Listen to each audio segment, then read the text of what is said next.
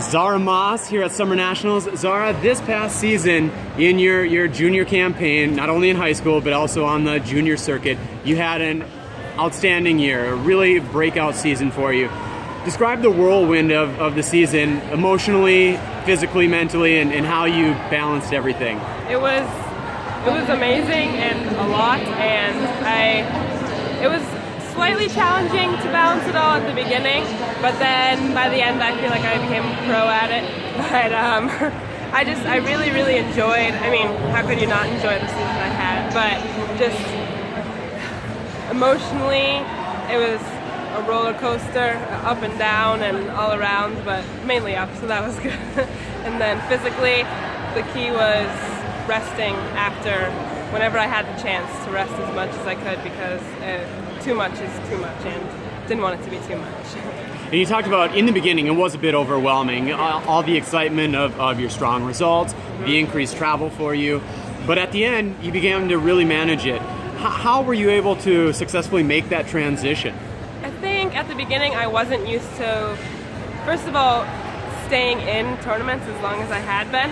So last year at Summer Nationals with the July Challenge, it was the first time that I had really had the results that I did. So when you're in a tournament and you're getting out in 64, it's easy to balance a bunch of them or a bunch of events because you're not in it very long.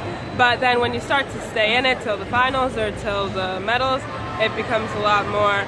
But I think just getting used to it, experience, like I did it every month, and then just learning how to balance it all with school and working with my coaches and my family, and just getting used to it, I think, was the main thing that helped me.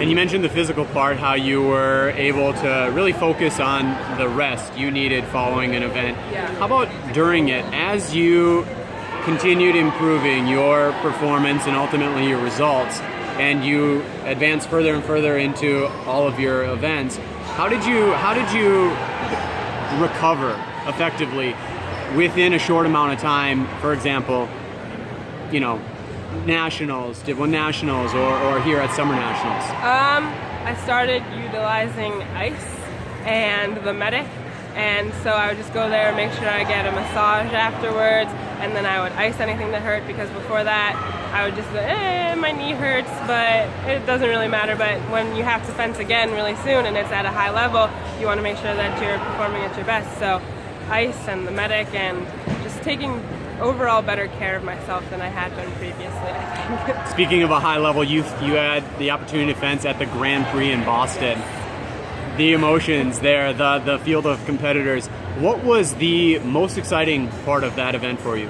I think just looking around and seeing the names of the people that I was fencing right next to, or that I was fencing.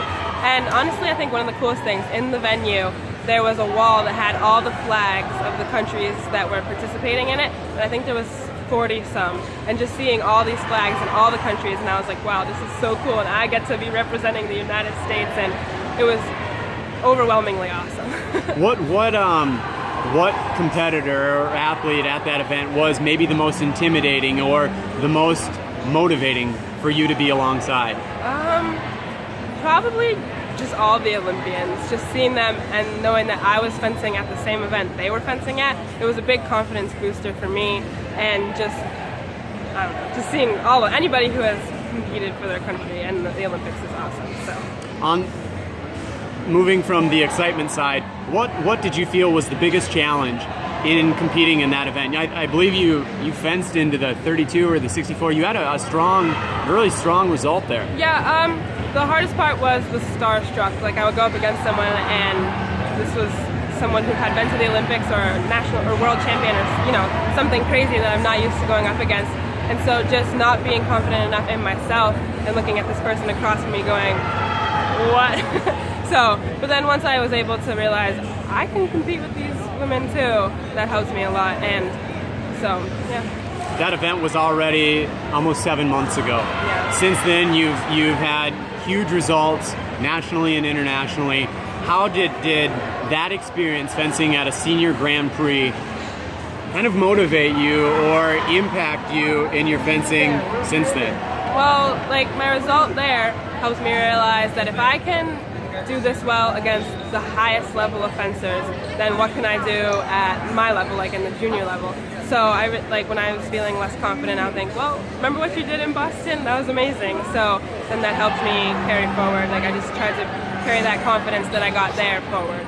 All right, well, we look forward to continue watching you move forward. Thank you. Thank you.